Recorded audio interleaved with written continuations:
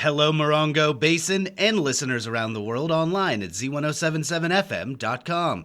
Here is the Z107.7 local news for Tuesday, October 24th, 2023. A three-car collision sent two 29 Palms residents to the hospital on Sunday night. At around 7 p.m., County Sheriff's deputies responded to a report of a traffic collision near Adobe Road and 2 Mile Road in 29 Palms. Deputies identified the drivers of the three vehicles involved in the incident as Trevor Wayne Ernest, 24, Robert Campbell, 26, and Grant Moen, 20, all residents of 29 Palms. Deputies report that one of the vehicles was traveling westbound on 2 Mile Road and made a southbound turn onto Adobe Road when it collided with the two other vehicles. Two of the drivers were transported to an area hospital for treatment of major injuries. The cause of the collision is currently being investigated, and no arrests have been made. Another person was saved from overdosing on fentanyl through the administration of naloxone on Friday, in the second reported overdose in the high desert in as many weeks. County Sheriff's deputies responded to a report of a possible overdose in the 6300 block of Mojave Avenue in 29 Palms at around 2 a.m. They found an unresponsive person suffering from the symptoms of a fentanyl overdose, who they identified as a 21-year-old female resident of 29 Palms. Deputies administered 2 doses of nasal naloxone to the woman, which reversed the effects of the overdose, and the female regained consciousness. San Bernardino County Fire and Morongo Basin Ambulance arrived at the residence and stabilized the female, who was transported to High Desert Medical Center for further treatment. A similar series of events played out on October 10th when a Yucca Valley man was saved from an apparent fentanyl overdose by the administration of naloxone by authorities. The 29 Palms City Council will gather this evening to discuss wastewater plans, equity and social justice, and recruiting a new city manager. Reporter Heather Clisby has more. Tonight, the 29 Palms City Council meeting will begin with a grateful send-off to outgoing city manager Frank Lucchino. Next, there will be a public hearing around adding an equity and social justice element to the city's general plan. To comply with federal and state law, the council will host another public hearing to consider introducing an ordinance that would allow connection of the proposed large-scale wastewater project within the vicinity of the smaller but already operational wastewater treatment system downtown. The council will then continue discussion on the larger wastewater project now that the city has received $50 million from the California State Water Board, part of the $350 million slated for small disadvantaged communities looking to grow. To collect the funds, the city must submit a project engineering report and a draft mandatory use ordinance that would require homeowners to connect to the sewer system. Finally, the council will discuss bids from 3 executive recruiting firms to conduct a candidate search for the open city manager position vacated by Lucchino on October 26. The meeting begins at 6 p.m. at City Hall, 6136 Adobe Road. The event can be live streamed or viewed on demand via the city's website, 29palms.org. Reporting for Z107.7, this is Heather Clisby. At tonight's regularly scheduled meeting of the Yucca Valley Planning Commission, the commissioners will continue their consideration of 2 hot-button issues in town: the allowance of special events in single-family residential zones and guidelines for branding mascots and statues at commercial businesses in town.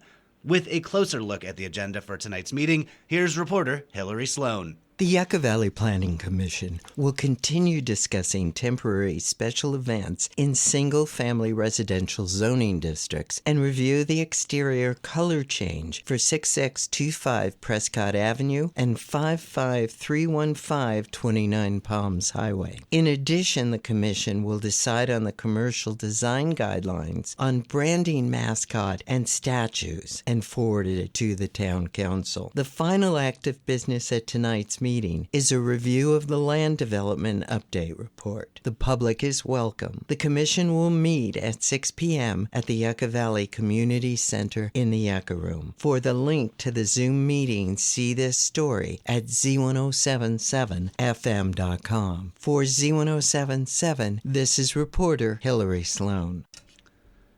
The 29 Palms Water District Board of Directors will gather tomorrow for their usual monthly meeting.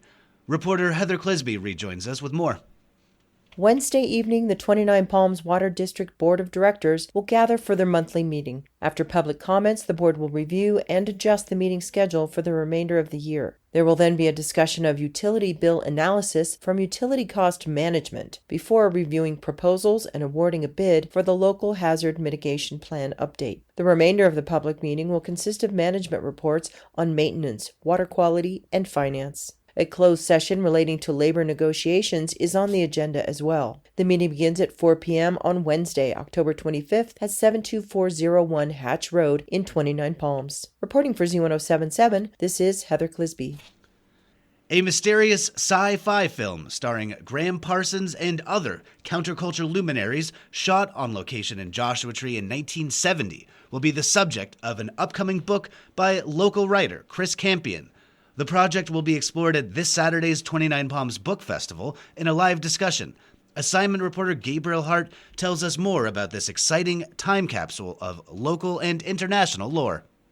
Before Star Wars or Blade Runner, there was Saturation 70, the groundbreaking lost sci-fi film about environmental collapse, by visionary filmmaker Anthony Fouts and legendary special effects maestro Douglas Trumbull. Saturation 70 starred country rock icon Graham Parsons, Michelle Phillips of the Mamas and the Papas, Julian Jones-Leitch, who was the 5-year-old son of the Rolling Stones' Brian Jones, and rodeo tailor Nudie Khan. Filmed at a 1969 UFO convention near Joshua Tree, it has been described as a counterculture Wizard of Oz. But after the financing fell apart during production, the footage disappeared. The full story behind the film has never been told until now, with the release of Campion's new book, for which he is running a mounting Kickstarter to fund its production. Campion will discuss the book project with local journalist Paul Cullum this Saturday, October 28th at Freedom Plaza in 29 Palms at 6:15 p.m. for the 29 Palms Book Festival's Desert Dreams and Cosmic Realities panel, alongside Leslie and Stephen Shaw, co-authors of Who They Are and What They're Up To. For more details on Campion's book project, including links to the fundraiser and registration for Saturday's discussion at the 29 Palms Book Fest, please visit the story at Z107.7fm.com. Reporting for Z107.7, this is assignment reporter Gabriel Hart.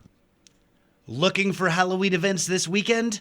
Online news editor Robert Hayden appears from the mist with a list. Although we have pretty distinct neighborhoods here in the high desert, old-fashioned trick-or-treating isn't always guaranteed. COVID put a dent in door-to-door candy solicitation, and to put plainly, neighborhoods don't have as many full-time residents as they used to.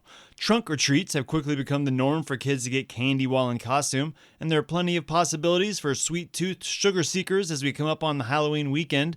We've compiled a list of trunk-or-treat happenings around the Morongo Basin, starting on Friday and going through to Halloween night on Tuesday. Just head to z1077fm.com/Halloween or click the little pumpkin at the top menu. If you do head out into your neighborhood on Halloween night to spread the spooky spirit and do some traditional trick-or-treating, be safe and drive extra slow with your head on a swivel. Desert ghosts and ghoulies can be hard to see in the dead of night. Reporting for Z107.7 News out of Joshua Tree, California, I'm Robert Hayden.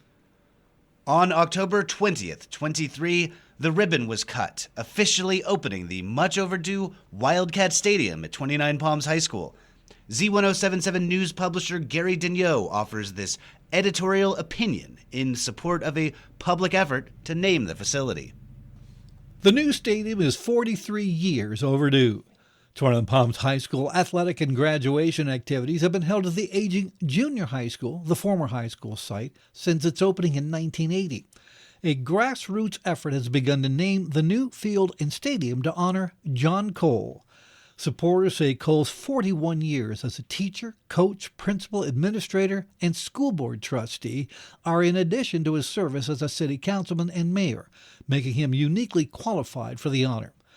During those years of service, Cole worked tirelessly for 29 Palms High School football, training and encouraging coaches. He has coached and supported sons and daughters and grandsons, always pushing, advocating, and raising funds for that new stadium. Z107.7 agrees with the effort, and we urge the high school principal and the Morongo Unified School District to consider naming the new athletic stadium and fields facility in honor of the much-deserving John Cole. With an editorial opinion for Z107.7, I'm Gary Daigneault. That's our local news. Hear local news 7 times a day, 7 days a week at 7, 8, 9, noon, 4, 5, and 6. If you hear news happening, let us know about it. Email us at tips@z1077fm.com. Reporting for the Morongo Basin News Leader, the award-winning Z107.7 Local News, I'm Jeff Harmetz.